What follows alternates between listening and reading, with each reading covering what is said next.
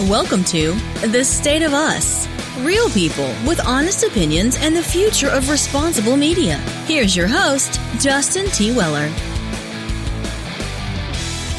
Does the NRA still have substantial power in Congress? Well, it's certainly a matter of opinion, but in recent years, the NRA assigns an A through F rating to members of Congress, just like in school. A being, you're awesome, we love you, you're on our side. F being, you failed, you hate us, we don't want anything to do with you. And in fact, in some cases, we'll actively do things to oppose your candidacy. But the number of A through F ratings has changed, and the NRA is assigning quite a bit more Fs in recent years to members of Congress. Why do you care, though? Why does this matter? Well, a couple stats for you. Depending on whose estimate you look at, on the low end, 270 million, and on the high end, more than 300 million. So we'll just go conservative. The U.S., Lance, okay, privately owns more than 270 million guns. 270 million. To put that in perspective, you say, well, maybe that's not that much.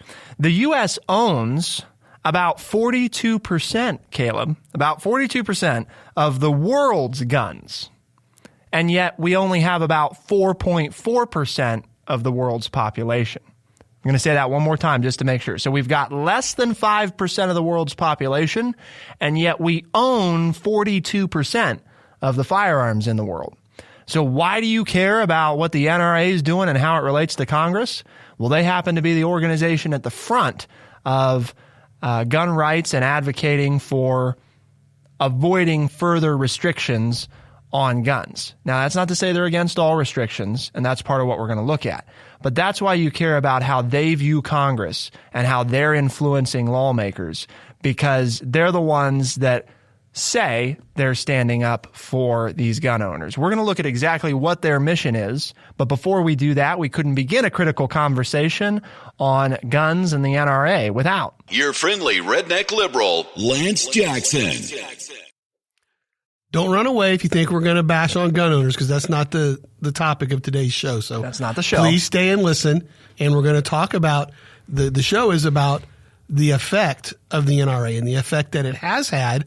And is that effect going to change? So it's not whether it's good or bad. It's that, they've claimed that they've always had, been able to manipulate things because of their power and influence in Congress. And we're just going to take a look at some numbers that show that influence is beginning to wane. And then the question is, if these numbers are dropping as far as the number of Congress people who are getting good grades from the NRA, if that is dropping, what does that mean for gun control laws in the future? So it's not an attack in any way. We're just going to take a look and see. So please, I hope if you stuck around long enough for that so that you know where we're going with this. So I think it's important, Lance, if we're going to what we're going to try to do is look at the NRA's influence. When you say NRA, a lot of people have a different idea about what comes to mind. What is the NRA exactly, right? It's the National Rifle Association, but what is the NRA? What does it do? And to get a perspective of that, I think it's appropriate to look at how the NRA self-describes itself in the modern age. And Lance has verbiage from their website here that he's going to share for us. All right. It says, while widely recognized today as a major political force and as America's foremost defender of Second Amendment rights, the NRA has, since its inception, been the premier firearms educational organization in the world. But our successes would not be possible without the tireless efforts and countless hours of service our nearly 5 million members have given to champion Second Amendment rights and support NRA programs. As former Clinton spokesman George Stephanopoulos said, quote, "Let me make one small vote for the NRA. They are good citizens. They call their congressmen. They write. They vote. They contribute. And they get what they want over time." End quote.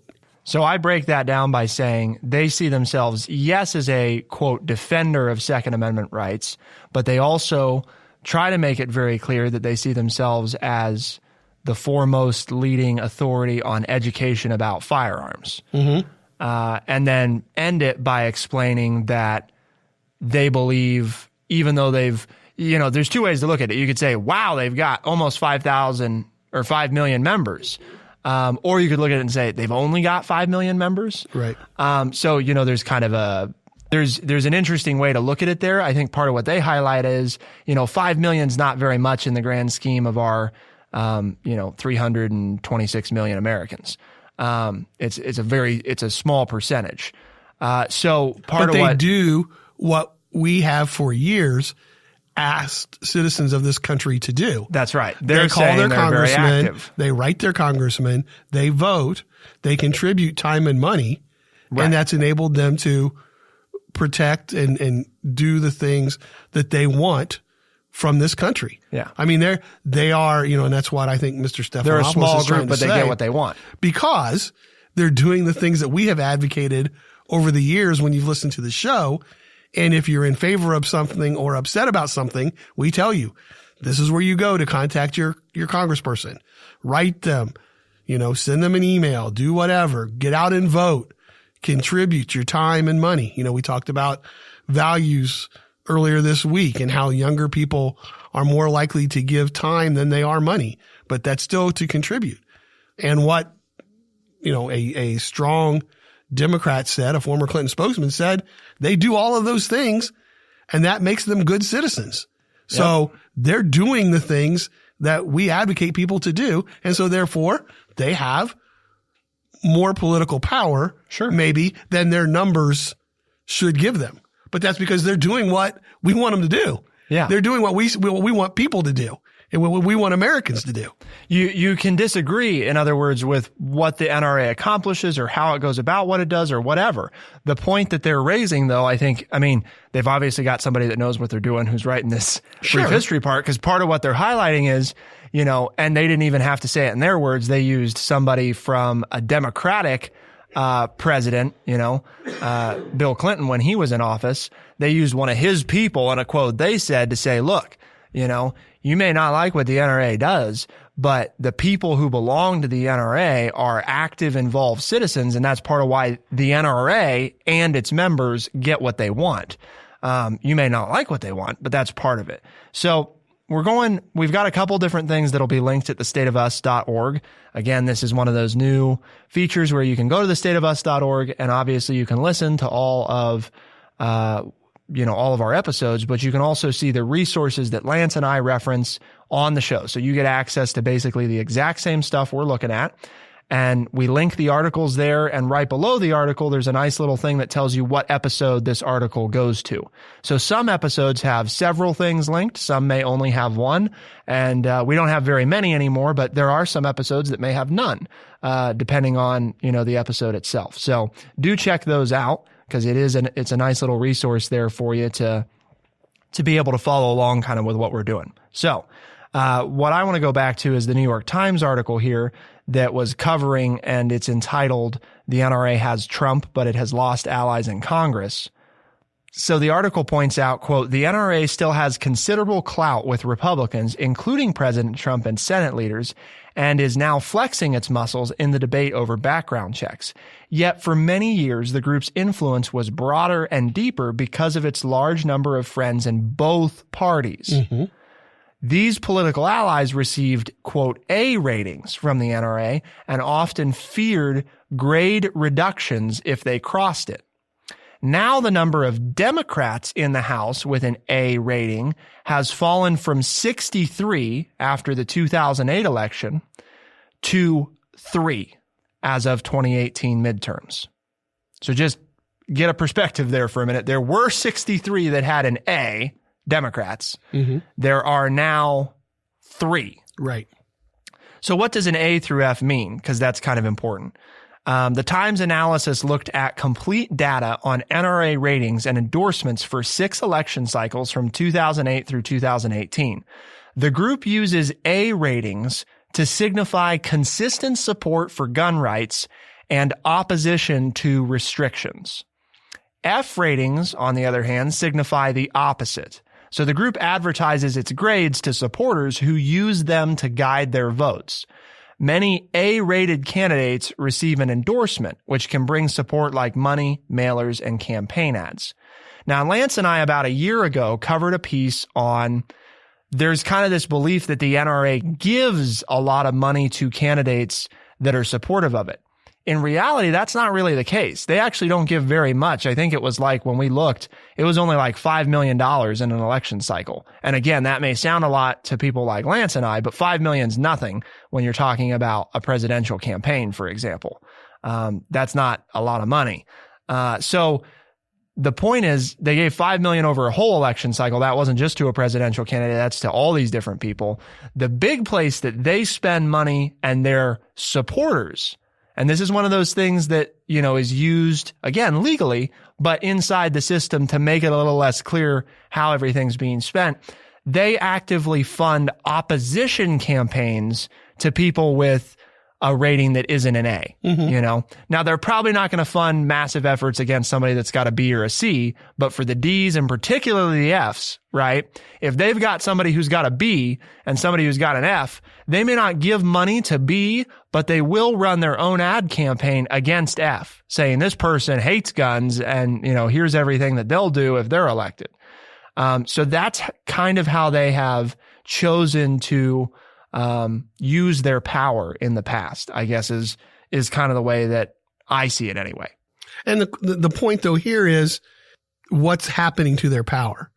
That's the question. Is this because why before is this happening? They've been able to withstand partisan changes in the government, which we have, right? I mean, if you get some Republicans in for a while, people tire of the Republicans and you get some Democrats in. Then you get Democrats for a while, and then we tire of the Democrats as a nation and we put the Republicans in. Well, what the NRA has done for the last, multiple decades is they've been able to pretty much accomplish their governmental, points that they want. They've been able to do the things they want because, as you stated, they had partisan support on both sides of the aisle. Right. And now that's changing. And so now the question becomes, as there are more people asking for are there ways that we can stop some of the violence that's going on? Will the NRA continue to control that power? Will they have that? Because, not only, as you said, the A's from 63 to 3, but B's, C's, and D's, it was 13 B's. Now there's only 2. There were 11 C's, only 2. And A, B's, and C's, that's average to above, right? So, and D's were 19 to 2. So there are, now only 9 members of the Democrats in the House who receive a passing grade. Yeah.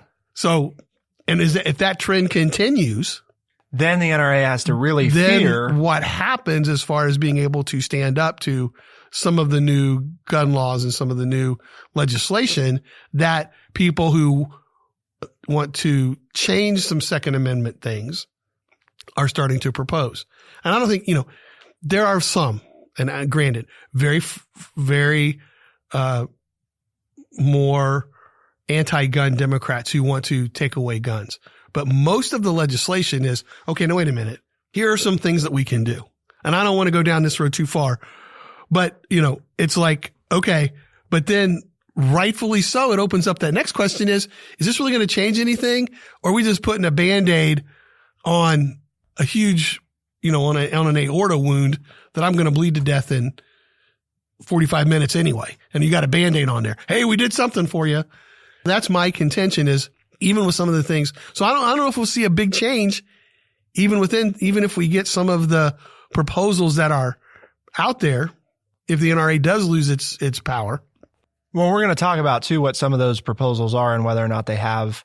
We've discussed them in the past, but obviously this is an episode where in the back half, I want to talk a little bit about those. And since we've got a self-proclaimed Republican in the studio here, kind of get his. But see, now I think that's wrong too, because I told you guys there are people in my family who are very liberal in their social issues, but are strong Second Amendment supporters. It's become the same thing with I don't think you can do. I think you're doing a disservice. You can do whatever you want, but you're doing a disservice. I can. If you rate this as a you watch me Democrat Republican issue. I know. I mean, you're putting people in boxes, and that's something I think we shouldn't do. I agree. We shouldn't put people in boxes. The generalization that I think is often made is that is true. Republicans are supportive of the Second Amendment and Democrats are not. But I don't want to go down think that road. that's true either. Right. I think it's different. Just like there's lots of Republicans, because the majority of the country, according to Pew Research, by the way, they go over facts on gun ownership. They have a 7 facts on gun ownership. And they tell us a majority of Americans say gun laws should be stricter. Nearly 6 in 10 adults, i.e. 57%, say gun laws should be more strict, while smaller shares say they are about right where they are, 31%, or should be less strict, 11%. So only 11% of people think that gun laws as they stand today are too restrictive. And almost 6 in 10 people believe that they need to be stricter. The question becomes, and the divide is, well, where does that come into play? And they've actually got this Pew Research one that we'll link, and I'm sending over to you, Lance, so that you can take a look at it too. They've got a chart here that, I know, right, a chart, here we go, that shows you Republican leaning, Democrat leaning, and where they stand. Correct. So 28% of Republicans and Republican leaning, say they should be more strict. That's in comparison to 80% of Democrats and leaning Democrats. Okay. So it's important, I think, to show that, because the whole point is there are 4% of Democrats who believe that gun laws are too strict, who actually want them to be less strict. And there's 15% who say they're about right where they are. So that goes to show that, for example, like with some of Lance's family members, that they might be in that 15% where it's, we don't think they need to be any stricter than they are. We don't want them to be less strict either. So yes, it's heavily, it's fairly divided among party lines in terms of Republican and Democrat, but it's important to note there are respectable numbers in both camps for and against the subject. Democrats are just overwhelmingly 80% who think they should be more strict. But then again, that gets to what we'll talk about later, which is the divide on what does that mean, and that's where a lot of the debate comes into play on, well, what does more strict mean? Because for different people, some of the people in the Democratic primaries right now who are running, that might mean mandatory gun buybacks of certain types. And to other people, that might just mean universal background checks, and those are way different things. I mean, those aren't, so that 80% starts to splinter a lot more is the point when you get into the specifics of, well, what does more strict mean?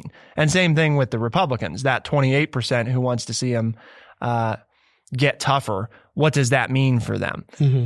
So before we look at that though, Lance, it's important that we take a minute and tell people why we're having this conversation today. Well, we're having that because TrueChat has a mission statement. And our mission is to educate people by providing honest, open, and respectful conversations. You think we're getting that done? I hope so. I mean, I hope people have given us a chance and they just didn't turn us off, or look at the title and say, well, I'm not going to listen to that because I know what they're going to be talking about, because we're not. So, yes, I think we are. I thought we've done a good job so far. We haven't really come down on any side, I don't think at all. So far it's been mostly analysis of the situation. Now, in the back half here is where we might we might get into that a little bit more. What I like, and well, anyway, I'm going to just throw this out there for people to think about, and that is, in September of 2010, Chris Cox, then the executive director of NRA's Institute for Legislative Action, said to a National Review interviewer, quote, "The political reality is that we have President Obama, who at one point had 60 Democratic votes in the Senate and a 39 vote margin in the House. If it weren't for our pro-gun Democrats, we would be having a very different conversation today."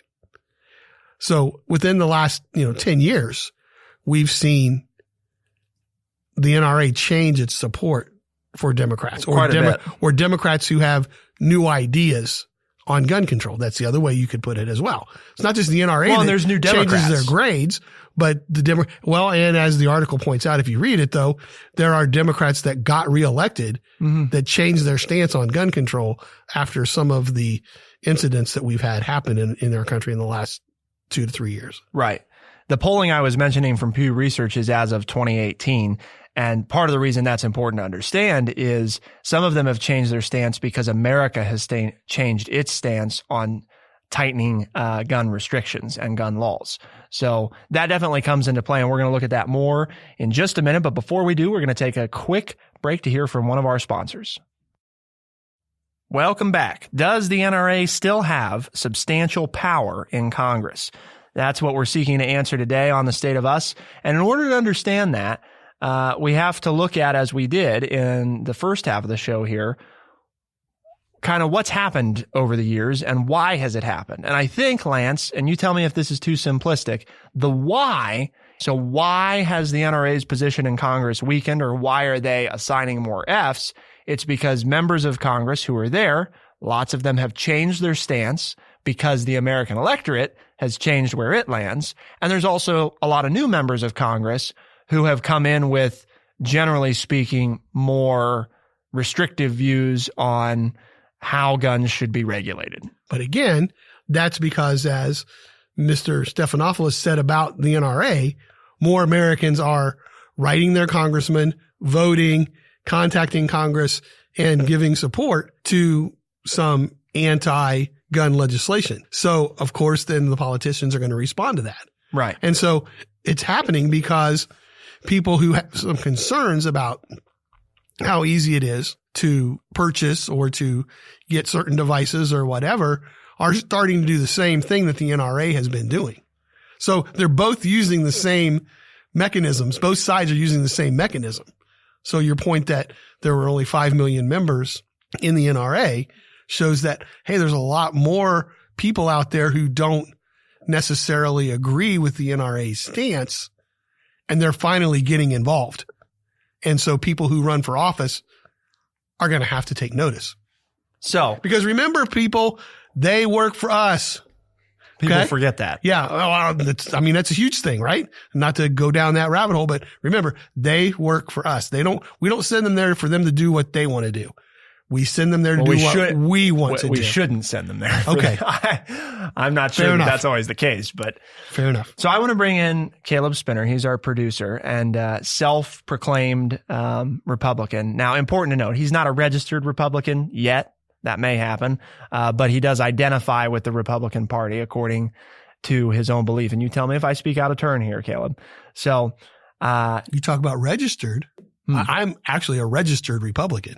Oh, well, see? Okay. Well, we've got two registered. You start talking about registration. If somebody goes to public records, I am registered as a Republican. Yes. Now, I have my reasons for that because of local politics, but just so to be transparent and fair. That's good. I think it's worth mentioning. In the state of Ohio, which is where our studio is located and where the three of us live, just so that everybody is aware, all the states are different. And in our state, in order to vote for candidates, partisan candidates in a primary, you must select a partisan ballot. So in other words, you must choose a Democrat or Republican or Green Party or whatever. You must take that ballot. Now, you still get to vote if you don't choose to do that. For example, I have not always, sometimes I've chosen to do that. Typically, I take what's called a nonpartisan ballot, which means that I don't get to vote on the people in the primaries, anybody, unless they're running as an independent. So I don't get to see anybody that's on the Republican ticket. I don't get to see anybody that's on the Democrat ticket. All I see are the issues. Here's what we're voting on in the state of Ohio. Here's what we're voting on in the county. Here's what we're voting on at the city. That's what I get to see in the primaries. Okay. Then in the general election, and this is how it is across the country, everybody can vote for anyone. You don't have to be registered with a party. You don't take a partisan ballot because that's a federal election thing. But in the primary process, it's different. And in the state of Ohio, in order to vote for any partisan candidate in the primaries, you must choose a ballot. So you cannot vote Democrat and Republican in a primary. So with that, Caleb, part I want to get to with you is you claim to be a Republican, but you're also a young Republican, right? Yeah. So this factors in some. Gen Z, and we know that Gen Z has some different views than other generations have had before it. Where are you at on this whole, does there need to be more restrictions on guns? Oh, just say, is Caleb off the floor yet? Off the floor? Yeah, because he just found out that I was a registered Republican. Oh. Did he fall out of his seat on that I one? got up a couple minutes ago. Well, and here's another caveat. My jaw has undropped. A lot of people think they're a member of a party and they don't realize that just taking, and I just learned this because I'm running for office locally for people that don't know. I didn't know this was the case. I thought if you just take, so like in the primary process, you say, well, I want a Democrat ballot. I thought, well, that makes you a Democrat. And in reality, it actually doesn't. You still have to technically register with the party. So you can be a registered Democrat, then go take a Republican ballot, and it will show that you took a Republican ballot. And then the Democrats will they'll take away your party membership because for obvious reasons.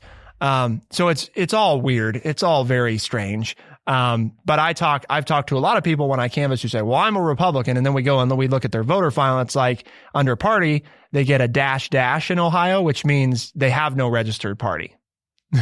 So it's like, well, no, actually you're not a Republican. So most people think they're Republican or Democrat and they actually aren't registered at all with any party for their whole life. They may vote Republican, but that doesn't technically make them a Republican, just to be fair. So anyway, Caleb, as the self-proclaimed Republican, self-identifying Republican, but also a Gen Zer, do you think, and I'm not asking the specifics, I'm just saying, do you think there needs to be more restrictions on guns than what we have today?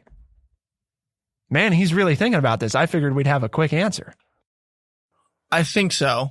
Okay. No, I'm not. That's okay. I'm not the foremost authority on current policies when it comes to firearms. So we're gonna get into that. That's okay. One of the things that Lance and I have tried to make this show about is making it okay for people to not be 100% sure about where they stand. This is an issue that I've struggled on, and I won't speak for Lance, but struggled on for many years because there is a balance to strike. In other words, if you're not just in favor of just repeal the Second Amendment, okay? And I think we're all three of us are at the table not of that mindset, unless anybody wants to speak up. Speak now, forever hold your peace. Okay. So if none of us are of that mindset, then you have to talk about, well, what type of restrictions and what type of laws do we build off of the Second Amendment? So, Lance, when you look at where things are at today, I know that you think things should be somewhat more restrictive than they are. What does that look like for you? What do you mean by that? Or are you in the Caleb camp of, I don't freaking know, you know?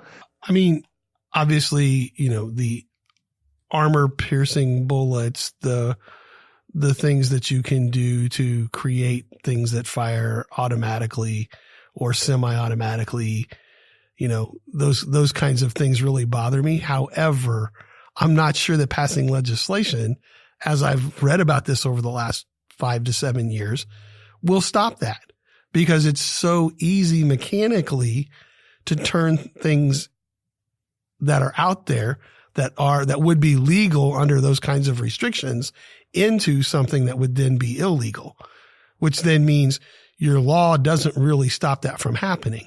So therefore, then do you take everything away except for rifles that are legitimately used for hunting animals and handguns that would be used for home protection? And you're asking me a tough question because I don't really know, but that's almost where I am because I don't think a lot of the restrictions that people are calling for are going to stop people from make a big difference. Having semi-automatic weapons and things like that. So to make a difference in what's going on, you have to drop back to, well, we'll allow, you know, people can hunt, and correct me if I'm wrong because you're in no more of this than I do. You know, muzzle loaders and hunting rifles, squirrel rifle, a deer rifle, you know, those kinds of things for people who want to sport hunt. I won't go. All right. And people who want a handgun, who want one some sort of for protection. some kind of protection, then I guess I would have to say, even though I don't believe in either one of those things, I think they kind of fall into, I've never owned a gun. I've shot one rifle in my life back when I was a teenager. Just never interested me. But I think I would have to go that far because none of the other restrictions on, for example, bump stocks or whatever, they're so easy. My understanding doing the reading is they're so easy to get around that passing a legislation isn't going to stop what I would like to see stop. So let me put this to you. So I don't know if that answers your question, but that's kind of where I am, I guess, but I'm open to listening to somebody who knows more than I do. Mm-hmm. So, you can rant and rave at me, but educate me. Yeah. Cause I'm willing to be educated on this, but just the question you asked, that's kind of where I am. Mm-hmm. If there's something that you go hunting with your grandpa or with your children or whatever, or your grandma, I don't want to be biased, I don't want to be, gender biased there. You go hunting with your grandma. Then that's okay with that. I'm okay with that. Right. And, if you have something then, a handgun and you want to go to a shooting range and, practice up on your marksmanship because you think it makes you feel safe or protects you from home intruders or whatever. I don't want that, but I think that should be legal as I read and understand the Second Amendment. So does that answer your question in that I don't like a lot of the quote proposed laws that are out there because I don't think they're going to stop anything. They're not going to stop. They're going to affect what it is most of us would like to see stopped. Right. You'd have to go that far, but I'm not, while I don't want a gun of any kind, I would see where that is permissible to me. So, I think it's important to note, where we're all coming from on this, but then also to talk about, I want to put this out there, let you and Caleb just kind of get your reaction to this because, to me, right, we can talk about that, but sometimes it feels like we get into those real specific things and I pull back to a bigger issue, right? Okay. Which I think a lot of this, okay, and I don't mean just mass shootings. I just mean safety in general, right? Public safety. In the interest of public safety and well-being, there was a time, Lance, where you did not need a driver's license to drive a car anywhere, Right. You just drive the sucker and, good luck. The problem is, as more people owned automobiles, there were more accidents and people who weren't doing anything wrong, right? And who were minding their own business were getting injured and in some cases killed because people didn't know and weren't well educated and trained on how to handle an automobile. Correct. So your freedom of the automobile was infringing on other people's freedom to live. Yes. And that's when the government started to say, okay, well, that's not exactly going to work anymore. So according to It Still Runs, which is a history-based website that shares some different information, the first driver's licenses were issued in 1903 in Massachusetts and Missouri. The important thing, though, is to note that as late as 1930s and 40s, many states simply instructed the potential driver to pay a small fee in exchange for a driver's license. So in other words, there wasn't actually, you didn't go take a test, right, like you do now. It wasn't until a good bit later that driving examinations actually came into play. And it looks like, although exams were not required in Washington state until 1937, the last state to require drivers to pass a driving exam was South Dakota in 1959. So until 1959, there was still a state that you could go get a license and not actually take an exam. So in other words, your license was really more of a tracking system for the government than anything else. Who's driving, right? And that way, if you get cited, there was an easy process for law enforcement to follow of enforcing those. They didn't have to go search for who you were. It's you have a license, you're in the system, we know who you are type of thing. So the point in bringing all that up is we look at history to help us better feel comfortable handling what we're looking at now. And to me, owning something that is just as dangerous, if not quite arguably more dangerous than a car, should really simply be that you must pass an exam and have a license, And I don't think to me, that I don't look at that, having grown up on a farm, having grown up around guns, having used them for most of my life, I don't see that as a big infringement on my Second Amendment rights. Right. I am being asked to sensibly own a weapon, I'm asked to use this responsibly. And I'm asked to prove that I have a basic understanding of safety and use of firearms in order to own it. And that's the same thing I'm asked to do if I want to drive a car. So you can say that driving a car is part of American life, and you might be right. For a lot of Americans, it is part of their life. But in order to do that, you must first prove that you at least have a cursory understanding and ability to operate an automobile.